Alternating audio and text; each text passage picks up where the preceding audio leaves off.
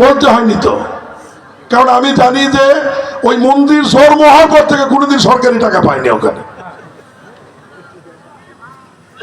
আপনাদের এই বিল হামলা, বুড়িগঞ্জের এই অঞ্চলের আশেপাশে রাস্তাঘাট কোথায় কি করতে হবে এগুলো আমার মুখস্থ। আপনাদেরকে এখানে ডাকার উদ্দেশ্য হচ্ছে, আপনারা সমাজের অত্যন্ত একটি গুরুত্বপূর্ণ মানুষ।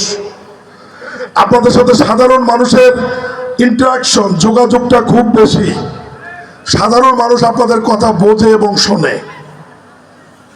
এবং গভীর সম্পর্ক থাকে এই সমস্ত মানুষের সাথে। বিনিময় করছি, গতকাল রাতে আমি কি চেক করেছি, এটার কারণ কিন্তু একটাই, ব্যবসায়ীদের সাথে কাস্টমারের কিন্তু একটা গভীর সম্পর্ক থাকে, এবং এত বিশ্বাস করে কাস্টমার ওই ব্যবসায়ীকে, চোখ বন্ধ করে বলে ভাই এটা দে তো, নিয়ে টাকা দিয়ে কিন্তু চলে যায়, জিজ্ঞাসা করে না দাম কত, জিনিস ভালো না মন্দ। আমি ছোট্ট একটা উদাহরণ দিই, কাটান কেন কাটান না?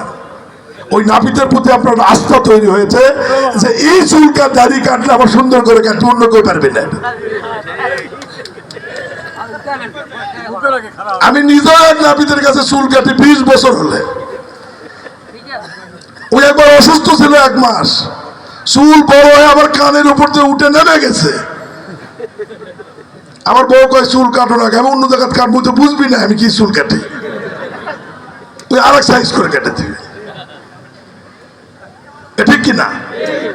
ঠিক কাস্টমারেরও ব্যবসায়ীদের সাথে ওই রকম সম্পর্ক। এই জন্য আপনাদের গুরুত্ব বুঝেই আপনাদেরকে আমি ডেকেছি। আপনারা যেটা বলবেন তারা বুঝবে। এমনও কাস্টমার আছে তাদের বেটির বিয়ের গল্পর পরামর্শ কিন্তু দোকানদারের কাছে করবেন আসে। ইউনিয়ন ব্যবসায়ী নেতৃবৃন্দ, আসলে রাত অনেক হয়ে গেছে, আমি বক্তব্যের পর্যায়ে বক্তব্য দেওয়ার জন্য আহ্বান জানাবো শিবগঞ্জ উপজেলা ধানের শীষ মার্কা নির্বাচনের প্রচারণা কমিটির আহ্বায়ক আমাদের শ্রদ্ধেয় স্যার অধ্যাপক নজরুল ইসলাম স্যারকে তার বক্তব্য দেওয়ার জন্য আমি বিনীত অনুরোধ জানাচ্ছি।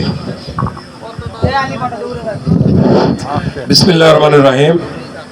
ঐতিহাসিক বুড়িগঞ্জ হাই স্কুল মাঠে আজকের এই মত বিনিময় সভার সম্মানিত সভাপতি, এই এলাকার সবচাইতে বর্ষিয়ান রাজনীতিবিদ এবং এই স্কুলের সম্মানিত প্রধান শিক্ষক, আমাদের মাঝে উপস্থিত শিবগঞ্জের আপামর মানুষের প্রাণপ্রিয় নেতা, আগামী নির্বাচনে ধানের শীষের প্রার্থী অধ্যক্ষ মীর শাহ আলম, শিবগঞ্জ উপজেলা এবং বুড়িগঞ্জ বিএনপি বিভিন্ন স্তরের সম্মানিত নেতৃবৃন্দ, আমার সামনে বসা শ্রদ্ধেয় ব্যবসায়ী ভাইরা এবং শ্রমিক ভাইরা, আজকে আপনাদের মাঝে আমরা মত বিনিময় করতে পেরে নিজেদেরকে ধন্য মনে করছি। কারণ আপনারা যারা শ্রমিক এবং ব্যবসায়ী তারা একই সাথে, শ্রমিক ভাইয়েরা যারা সকালবেলাতে শূন্য হাতে বাড়ি থেকে বের হয় আর রাতে যখন ফিরে যায় সমস্ত সারাদিনের ইনকাম দিয়ে বাড়িতে ছেলে মেয়েদের জন্য এবং পরিবারের জন্য খাবার তুলে নিয়ে যায়, অতএব তারা নিঃসন্দেহে বুদ্ধিমান। আর আমার ব্যবসায়ী ভাইয়েরা অত্যন্ত বুদ্ধিমান এই কারণে তারা অগণিত বিভিন্ন বুদ্ধিসম্পন্ন মানুষের সাথে লেনদেন করে তারা ব্যবসা পরিচালনা করে এবং তারা শান্তি শৃঙ্খলাভাবে তাদের মান সম্মানের সাথে তারা ইনকাম করে। ঠিক কিনা বলেন?